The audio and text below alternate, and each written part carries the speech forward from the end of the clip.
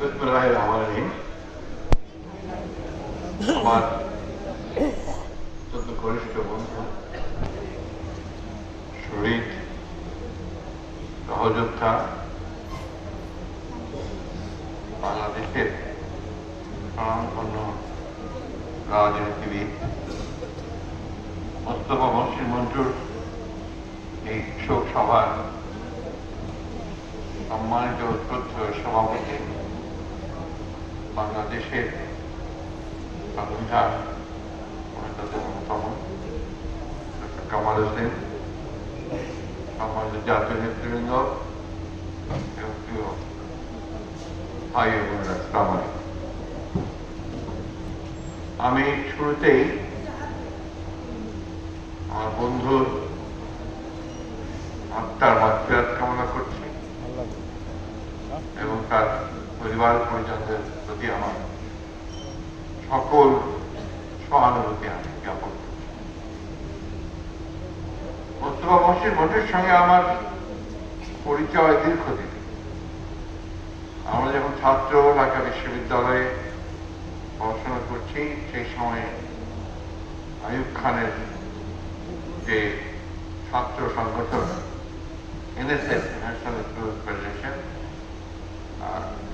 সেই সময় একটা খুব নেগেটিভ ভূমিকা পাওয়া যায়।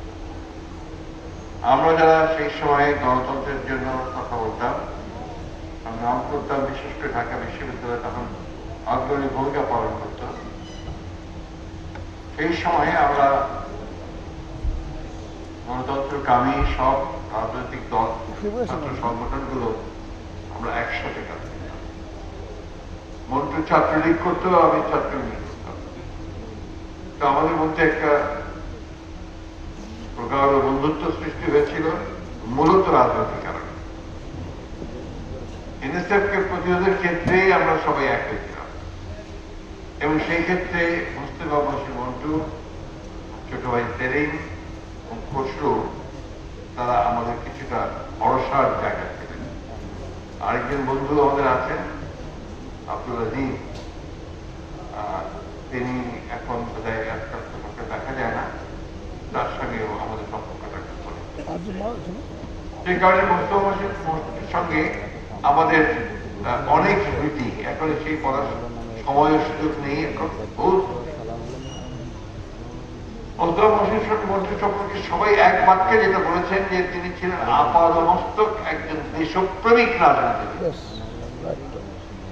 আমি দেশপ্রেমিক কথাটা এই জন্য জোর দিয়ে বলতে চাই, সত্যিকার অর্থেই দেশকে ভালোবাসা এটা সকলের পক্ষে কতটা সম্ভব হয় জানি না, কিন্তু মন্টুর পক্ষে এটা সম্ভব।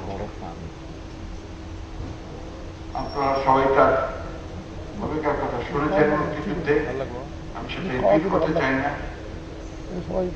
যুদ্ধের পরে তার সঙ্গে আমার যোগাযোগ একদম কমেই গিয়েছিল, কারণ আমি তখন শিক্ষকতার পেশাতে বিভিন্ন জায়গায় কলেজে শিক্ষকতা করতাম, মন্টু তখন রাজনীতি নিয়ে অত্যন্ত ব্যস্ত ছিল।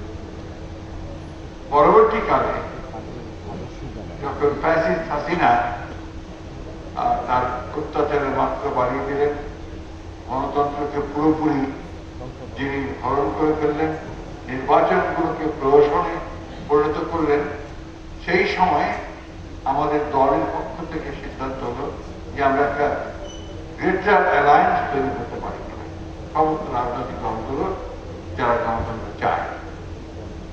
সেইটাকে সামনে রেখে আমরা কাজ শুরু করেছিলাম।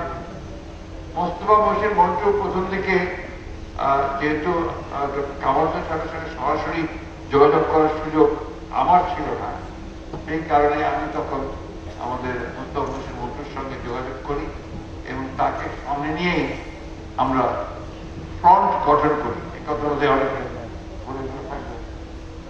ভারতের তখন আমাদের ফ্রন্টের নেতা, আমরা সেই ফ্রন্ট গঠন করেছিলাম।